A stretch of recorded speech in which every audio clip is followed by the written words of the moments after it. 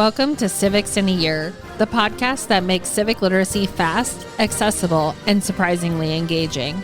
In just 10 minutes an episode, we'll tackle one of 250 essential questions about American democracy, how it works, why it matters, and what it means for you. Whether you're a student, a teacher, or just someone who wants to better understand your country and your rights, you're in the right place.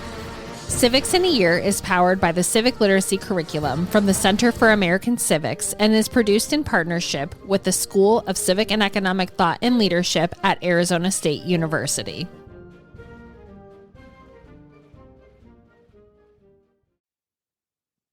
Welcome back to Civics in a Year. We are in our Constitution era, if you will, and today we're looking at some of the significant differences and major similarities between the Articles of Confederation and the Constitution.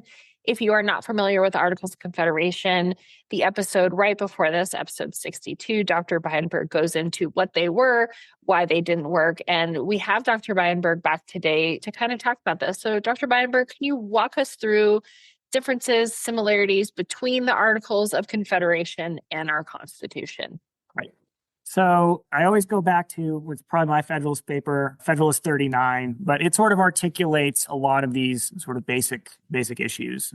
The fundamental difference between the Articles of Confederation and the U.S. Constitution is that the Articles of Confederation creates basically a league or an alliance or something like NATO, and the U.S. Constitution creates a government that has authority and can act on citizens. That authority is limited, like the Articles, but it has the ability to act directly on citizens. So the Articles creates basically an alliance, and the U.S. Constitution creates a government, albeit a structured and limited one. And so I think it's worth thinking about that as a fundamental similarity between the two, which is under both of these texts, it is a federal model of limited and enumerated powers. So Article 1, Section 8 of the U.S. Constitution is a list of Congress shall have power to do X, Y, Z, A, so on and so forth, right? Mm-hmm. So it's a list of powers that it has. And it says all legislative powers herein granted in Article 1, Section 1, which is to say it only has the powers we've given it here. The critics, the skeptics, the so-called anti-federalists worry that they want this made redundantly promised and clear. And so that's where the 10th Amendment comes from. But the 10th Amendment, as important as I think it is, as Justice Stone later says in the Darby case, it's a truism in the sense that it is repeating and making clear what's already in the original Constitution, which is this is one of limited and enumerated powers. So it's Article 1, Section 8 in the U.S. Constitution. It's Section 9 in the Articles. But here's a list of powers. That is a fundamental similarity. Here's the list of powers. It can't do what's not in that set of powers. Section 2 of the Articles of Confederation, the wording is slightly different, but it functionally is akin to a 10th Amendment. Makes explicit, if we haven't written a power here, it's fundamentally still lies with the state government. So I am emphasizing this because we have this narrative, which is the Articles of Confederation creates a weak government, the U.S. Constitution creates a strong government. The way that I always think that it's more accurate is the Articles of Confederation creates a weak government. The U.S. Constitution creates a stronger government. But most of the critics of the Articles at the time recognized it needed to be stronger, but they didn't want to then overcorrect. Fundamentally, I would argue the main claim of the Federalist Papers is we haven't overcorrected. We've plugged the leaks, we've patched the holes, we've fixed the problems that were with this Articles, but we then didn't go back and basically undo the revolution by building this ultra-powerful British Parliament. So I think it's easy to overstate the differences. But in terms of the scope of the powers, as Madison says in Federalist 39, they are both fundamentally federal. The central government only gets powers that are given to it. It has features of both that are common in terms of what a league would have or an alliance or a treaty. There's extradition. If you commit a crime in one state, you can be sent to another state. And there's protocols for that, although some of them are written, ends up being a problem later with similar language in the Fugitive Slave Act, where it's all written in passive voice. It's not written in sort of passive voice. But the ability to send somebody for, an extradited criminal, that's a similarity.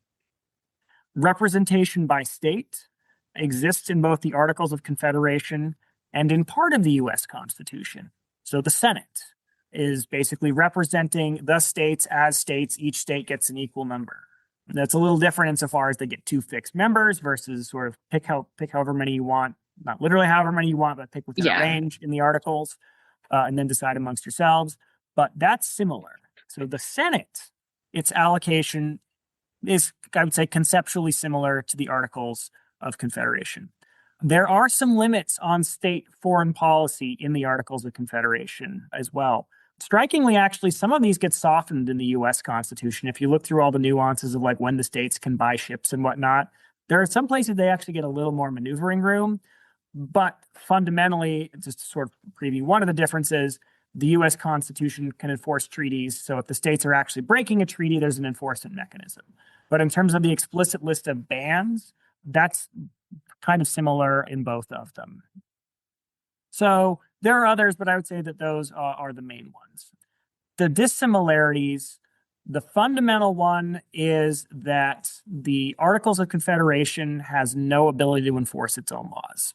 This is what Madison says in Federalist 39, which in some ways is recapitulating parts of his Vices of the United States, the Political System of the United States essay, right? That under the Articles, they had to basically ask for the states to do their dirty work for them. Whereas the U.S. Constitution creates an enforcement mechanism. And in a way, this is actually also freeing of the states because it means, and this gets built later on in U.S. con law into what's called the anti-commandeering doctrine, that the federal government cannot force the states to do federal law.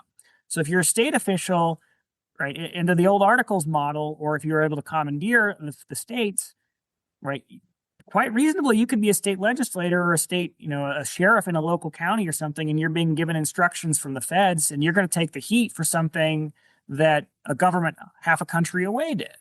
Whereas, by creating basically a clear line of accountability, the states are accountable for what the states do, and the feds are accountable for what the feds do, for good and bad. They can't do this sort of finger pointing problem, which is what had been kind of an issue with the Articles.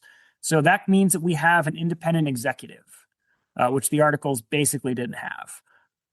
So the executive can enforce the law. Laws can be directly binding on U.S. citizens. They don't have to have the states effectively as an intermediary. And sort of relatedly, the Articles of Confederation does not have effectively a freestanding judiciary. If they have these disputes, it sort of goes to this sort of Council of the States effectively. Whereas Article 3 of the U.S. Constitution creates a judiciary. The critic Brutus still says, well, they're still going to be biased on behalf of Team Federal, which is a separate argument, but it at least tries to create a structure to adjudicate disputes between the states and between the states and the feds that basically didn't really exist in an effective way under the Articles of Confederation. So some other dissimilarities. It's bicameral. It is like the state constitutions that they liked, like Massachusetts, and not like either the Articles or the state constitutions that they didn't like Pennsylvania. So it has effectively a more difficult process to pass law. So the Articles has one that's effectively almost impossible to pass law. They don't want to overcorrect and make it super easy, but they're trying to basically say, let's make it easier. So we want bicameralism to make it harder than one house, but not this ultra high supermajority that the Articles required. I alluded to one of the similarities being that the allocation of representation is by states in terms of half of it, which is the Senate. The other half is the House of Representatives, which is allocated by population. Whereas under the Articles of Confederation, each state from the smallest to the biggest has literally the exact same influence over the state legislature or the national legislature. So that's a difference. Again, it's not an overcorrection where they've said the states don't matter, but they've said we're going to put a little bit of a restriction on that or a little bit of a balance. And then the amendment process is still, again, tough, but it's not as effectively impossible as it was under the Articles. Under the Articles, you had to have unanimous consent to approve a change. And that's how NATO is, for example, right? This is why it was a big deal recently when there was a discussion of, do we admit new members? Do we change whatever? And you have to go through and get every single sign off. And that's how you would in a league.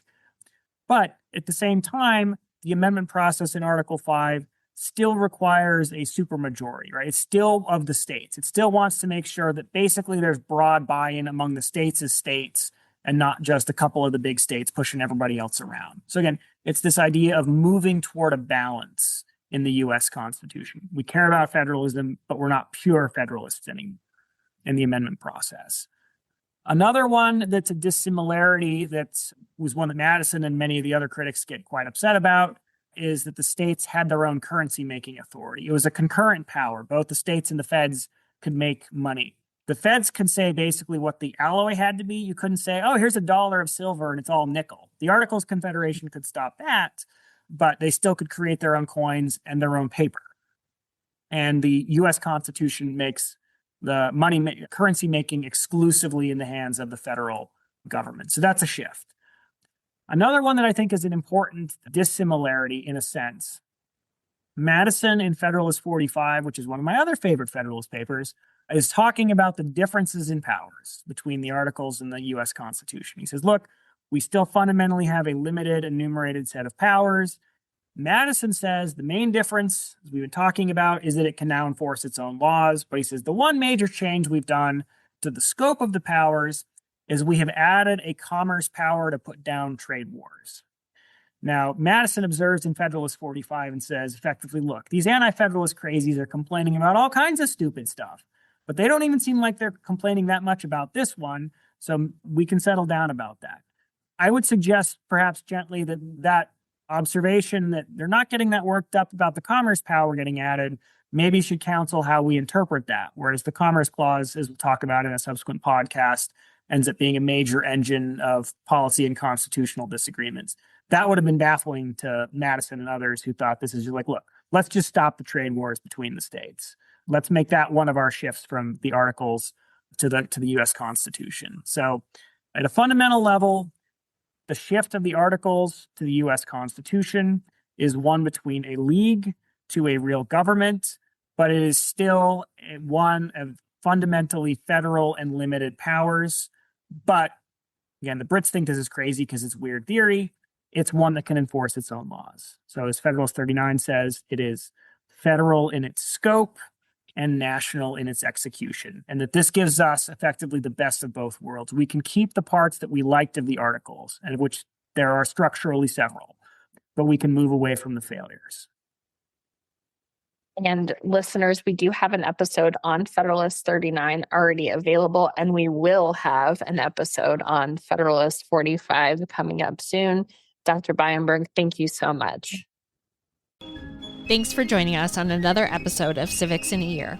If you enjoyed this episode, be sure to subscribe and share it with someone who cares about a constitutional republic as much as you do. For more episodes, resources, and updates, follow us on social media or visit us at civics.asu.edu. Make sure to check out the show notes for any relevant links. Special thanks to the United States Marine Band for their performance of the Stars and Stripes Forever. Let's keep building a stronger constitutional republic, one episode at a time.